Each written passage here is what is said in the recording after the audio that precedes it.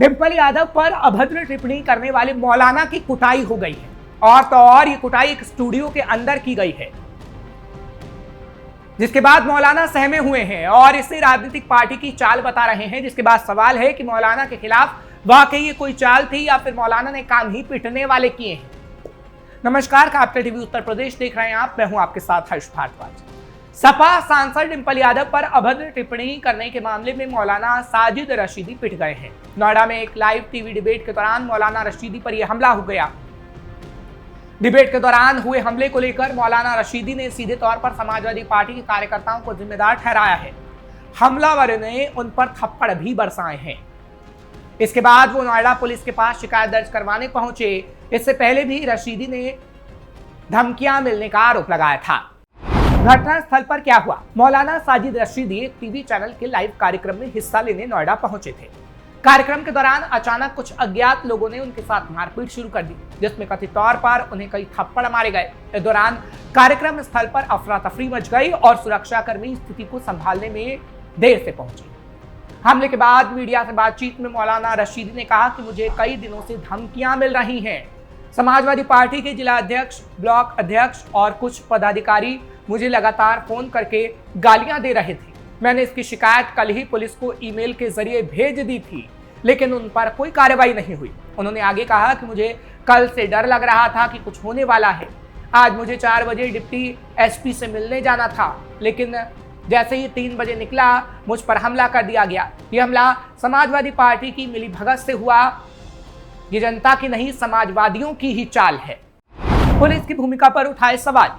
मौलाना रशीदी ने पुलिस की कार्रवाई पर भी गंभीर सवाल खड़े किए हैं।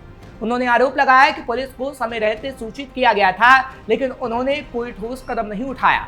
हमेशा हादसा हो जाने के बाद ही संज्ञान लिया जाता है। जब मैंने पहले ही जानकारी दी थी तो कोई कार्रवाई आखिर क्यों नहीं की गई? हमले के समय मौलाना एक राष्ट्रीय टीवी चैनल के कार्यक्रम में शामिल थे, जहां ये सब कुछ कैमरे के सामने हुआ। मौलाना का सवाल है कि अगर चैनल की तरफ से सुरक्षा के इंतजाम होती तो ऐसा ना होता। कार्यक्रम में यह हमला हुआ तो अब दूसरे लोगों को क्या पड़ी है? जब चैनल ही सुरक्षित नहीं रखा तो आम आदमी कैसे सुरक्षित रहेगा? समाजवादी पार्टी की प्रतिक्रिया का इंतजार। अब तक समाजवादी पार्टी की ओर से इस मामले पर कोई आधिकारिक प्रतिक्रिया सामने नहीं आई। हालांकि राजनीतिक हलकों में मुद्दा गरमाया है और सोशल मीडिया पर भी इस घटना को लेकर बहस तेज हो गई है। मौलाना साजिद रशीदी ने क्या कहा था? ये पूरा मामला उस वक्त सामने आया जब मौलाना साजिद रशीदी का एक वीडियो सोशल मीडिया पर वायरल होने लगा। इस वीडियो में वो सपा सांसद डिंपल यादव के पहनावे को लेकर टिप्पणी कर रहे थे। दरअसल डिंपल यादव ने कुछ दिनों पहले एक मस्जिद का दौरा किया था और इसी दौरे की कुछ तस्वीरें और वीडियो सोशल मीडिया पर आए थे।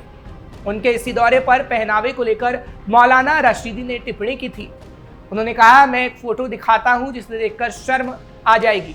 मैं किसी का नाम नहीं लेता, लेकिन सभी जानते हैं जो मोहतरमा उनके साथ थी वो तो अपने मुस्लिम पहनावे में थी, उनका सिर ढका हुआ था। दूसरी मोहतरमा थी डिंपल यादव, उनकी पीठ का फोटो देख लीजिए कैसे बैठी थी, बिना कपड़ों के बैठी थी। मौलाना साजिद रशीदी ने आगे कहा, मैंने कोई गलत बयान नहीं दिया। हालांकि मेरे खिलाफ एफआईआर तो हुई, उसकी समीक्षा होगी। आप मस्जिद की मर्यादा को तार तार कर रहे हैं। डिंपल यादव से पूछे कि वो मंदिर में जाती हैं तो क्या ऐसे ही जाती हैं? अगर वो इस हालात में मंदिर जाती हैं तो मस्जिद में किस तरीके से बैठी हैं, ये तो सवाल उठना लाजमी है। मुझे समाजवादी नेताओं की तरफ से कॉल आई कि मार देंगे, गालियां दी गई, गोली मारने तक की धमकी दी गई, लेकिन मैंने ऐसा कुछ गलत नहीं कहा है जो गलत लगे। हालांकि मेरे खिलाफ साजिश करने की पहले से ही कोशिश की जा रही है और उसके बाद मुझे पीटने की कोशिश भी की जाएगी। हालांकि जब उनका बयान आया तो उसके बाद आज हमने देखा कि किस तरीके से उनकी सच में पिटाई ही हो गई। दरअसल मौलाना साजिद रशीदी ये नाम बीते दिनों नई दिल्ली से लेकर लखनऊ तक की सियासत में छाया रहा। समाजवादी पार्टी सांसद और अखिलेश यादव की पत्नी डिंपल यादव पर अभद्र टिप्पणी करने वाले मौलाना के खिलाफ पक्ष विपक्ष सभी सांसदों ने मोर्चा खोला हुआ है। मौलाना साजिद रशीदी ऑल इंडिया इमाम एसोसिएशन के अध्यक्ष हैं। वो अपने बयानों के कारण अक्सर विवादों में रहते हैं। वो धार्मिक और राजनीतिक मुद्दों पर खुलकर अपनी राय रखते हैं। उनके बयानों पर कई बार तीखी प्रतिक्रियाएं भी आती हैं। उन्होंने वक्फ संशोधन कानून 2025 का समर्थन किया था। साल 2023 में उन्होंने सोमनाथ मंदिर को लेकर एक विवादित बयान दिया था, जिसके बाद उन्होंने माफी भी मांगी थी। अक्टूबर 2024 में एक डिबेट में उन्होंने हिंदुओं के खिलाफ एक आपत्तिजनक टिप्पणी की थी, जिसके बाद उनके खिलाफ शिकायत दर्ज कराई गई थी। मौलाना साजिद रशीदी एक प्रभावशाली धार्मिक नेता हैं, लेकिन वो अपने बयानों के कारण विवादों में घिरे रहते हैं। वो ऑल इंडिया इमाम एसोसिएशन के अध्यक्ष हैं। ये संगठन भारत में मस्जिदों के इमामों का प्रतिनिधित्व करता है। मौलाना रशीदी अक्सर अपने धार्मिक और सामाजिक बयानों के कारण चर्चा में रहते हैं। उनके बयानों पर लोगों की अलग अलग राय होती है। कुछ लोग उनके बयानों का समर्थन करते हैं तो कुछ लोग उनका खुलकर विरोध किया करते हैं। टीवी डिबेट्स में अक्सर दिखाई देते हैं मौलाना रशीदी टीवी डिबेट्स में अक्सर दिखाई देते हैं। इन डिबेट्स में वो धार्मिक और राजनीतिक मुद्दों पर अपनी राय रखते हैं। उनके बयानों पर अक्सर विवाद होता है। कई बार उनके बयानों को लेकर सोशल मीडिया पर भी बहस छिड़ जाती है। मौलाना रशीदी ने वक्फ संशोधन कानून 2025 का समर्थन किया था। उन्होंने कहा था कि ये कानून देश हित में है। इस कानून को लेकर उन्होंने कहा था कि ये कानून मुस्लिम समुदाय के अधिकारों की रक्षा करने की दिशा में क्रांतिकारी कदम है। मौलाना साजिद रशीदी ने एक बार कहा था कि उन्होंने फरवरी 2025 में दिल्ली विधानसभा चुनाव में बीजेपी को वोट दिया था। उन्होंने ऐसा क्यों किया, इस बारे में बताते हुए उन्होंने कहा था कि उनका मकसद मुस्लिम समुदाय में बीजेपी को लेकर जो डर है उसे खत्म करना है। वो मुस्लिम समुदाय की इस धारणा को तोड़ना चाहते थे कि मुस्लिम बीजेपी को वोट नहीं देते हैं। इस बयान के बाद उन्हें धमकियां भी मिली थी।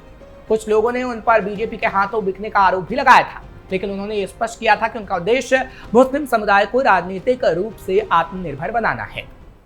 मौलाना के विवादित बयानों ने पकड़ा तूल। मौलाना रशीदी ने पहलगाम आतंकी हमले के लिए पाकिस्तान को जिम्मेदार ठहराया था। उन्होंने कहा था कि पाकिस्तान की हरकतों के कारण भारत के मुसलमान बदनाम हो रहे हैं। उन्होंने ये भी कहा था कि पाकिस्तान को सबक सिखाने के लिए जरूरत पड़ी तो इमाम सीमा पर जाकर लड़ने को तैयार है।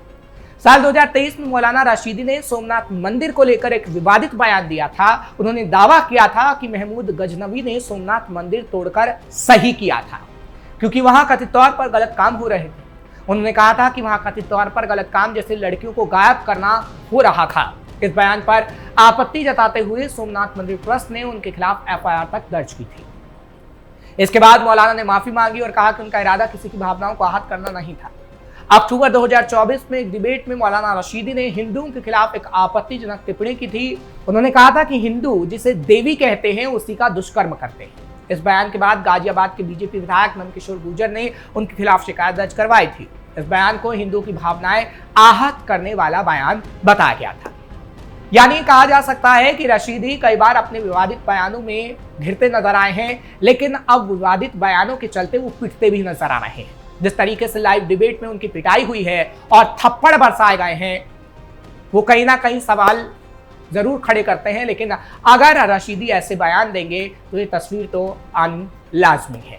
हालांकि आगे आने वाले समय में मौलाना रशीदी जैसे कई और मौलानाओं की पिटाई भी हो सकती है, क्योंकि आपको याद होगा कि इससे पहले बरेलवी की तरफ से भी ऐसा ही बयान सामने आया था और उन्होंने डिम्पल यादव को लेकर कहा था कि जो मस्जिद का इस्तेमाल किया गया वो बेहद गलत है।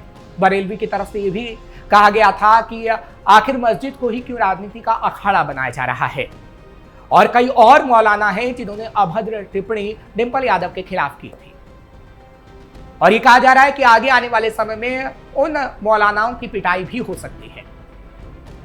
हालांकि ये कहा जाता है कि मौलाना मस्जिद को प्रतिनिधित्व करते हैं और मौलानाओं की तरफ से ऐसा बयान नहीं दिया जाना चाहिए, क्योंकि कहा जाता है कि इस्लाम में महिलाओं की काफी इज्जत की जाती है, ऐसा मौलाना ही कहते हैं। लेकिन महिलाओं की अगर इज्जत की जाती है तो आखिर मौलाना की तरफ से ऐसा बयान क्यों दिया जाता है।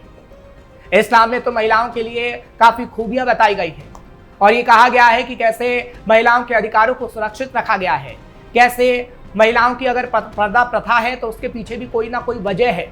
ये खुद मौलाना बताते नजर आते हैं।